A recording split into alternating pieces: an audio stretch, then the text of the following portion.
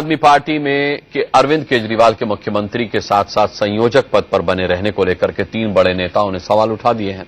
पूरी खबर आपको दिखाएंगे, लेकिन पहले आपको योगेंद्र यादव का बयान दिखाते हैं जो इस विवाद के बाद सामने आया है। अरविंद केजरीवाल का चेहरा रहना सामने, संयोजक के रूप में अरविंद केजरीवाल का नेतृत्व देना आज इस पूरे देश में ईमानदारी की राजनीति को 2 कदम आगे बढ़ाता है। देश की कोई और पार्टी है जिसके अंदर आंतरिक लोकपाल हो? देश की कोई पार्टी है जिसके अंदर एक बुजुर्ग सब बच्चों को बैठा के डांट लगा सकता हो? देश की कोई पार्टी है जिसके बारे में इस तरह की बातें की जा सकती हों?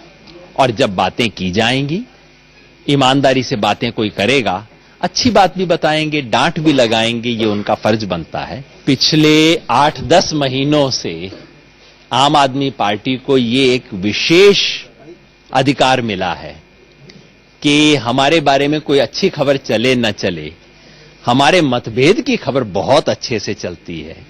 तो चलिए, किसी बहाने खबर तो चलती है।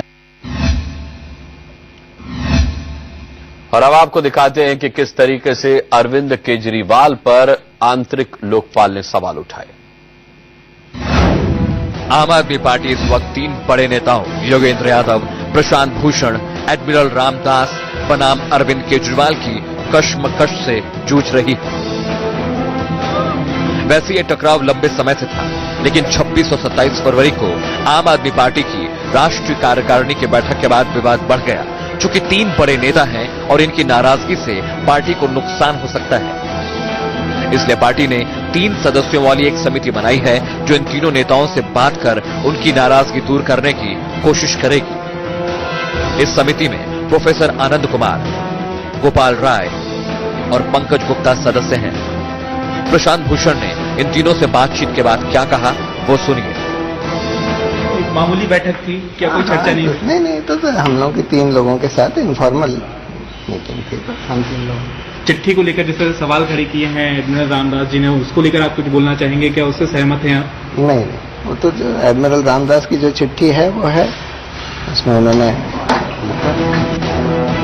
एडमिरल रामदास की जिस चिट्ठी का जिक्र हो रहा है उसने सवाल खड़ा कर दिया है। वो चिट्ठी भी आपको आगे दिखाएंगे, लेकिन प्रोफेसर आनंद कुमार से समझिए कि आम आदमी पार्टी में कैसी जद्दोजहद मची है।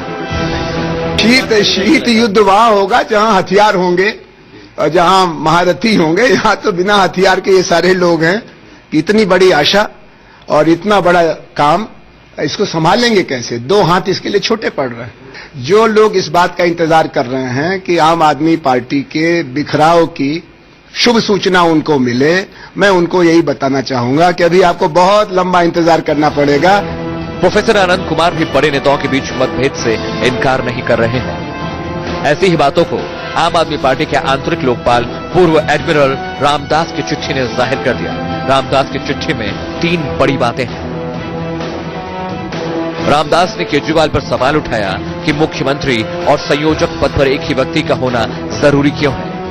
केजरीवाल की कैबिनेट में एक भी महिला क्यों नहीं है?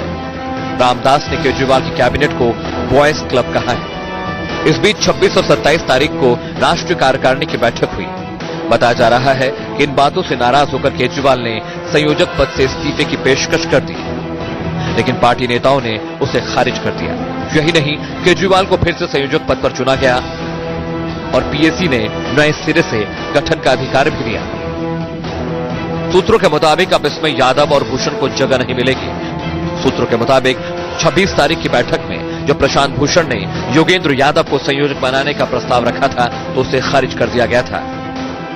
बताया जा रहा है कि पार्टी के कई नेता योगेंद्र यादव से दिल्ली चुनाव में सहयोग न करने से नाराज थे। वहीं प्रशांत भूषण से उनकी नाराजगी इस वजह से बताई जा रही है कि उन्होंने उम्मीदवारों को लेकर बेवजह सवाल उठाए थे।